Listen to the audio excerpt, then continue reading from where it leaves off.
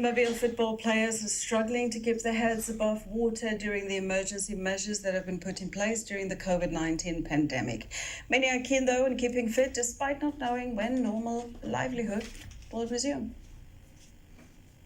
Namibian Premier League players have not been active for almost a year now due to football politics and infighting.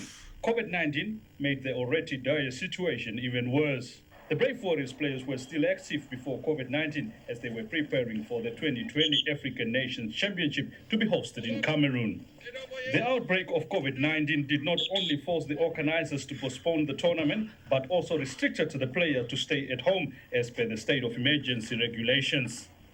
The Brave Warriors Chance team's captain, Dynamo Frietrix, has not been discouraged by the situation as he tries to keep his fitness levels up to scratch. As such, he has committed himself to a training routine every morning.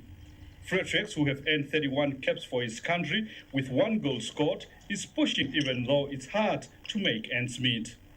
I've been saving ever since I started playing football, and it was like around November, which still had an international friendly game, and since then I've been surviving from my savings.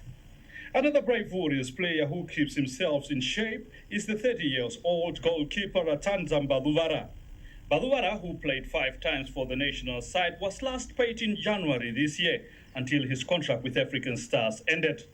He decided to get into a transport business just to put bread on the table. I have a car. Let me start transporting people that are still working in the lockdown.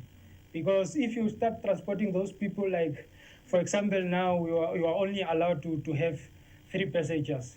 So in those 3 passengers, if you, for example, you ask every person 500, you get 1.5, which is, at least you didn't hurt it, you know. Rahapian Bango is one player who is severely affected by COVID-19. At 31 years old, Bango was about to represent his country for the very first time in Cameroon. I feel it's an opportunity gone for me to represent my country. But as I said, everything was not cancelled, it was just postponed. We hope and we are optimistic that CAF will bring the tournament as soon as possible. Despite being a footballer, Bango is also a Windhoek Vocational Training Center graduate in electrical engineering, air conditioning and refrigeration. He has not been lucky in getting employment and currently depends on the help from his relatives. For NBC Sports News, I'm Chester Womunika, Windhoek.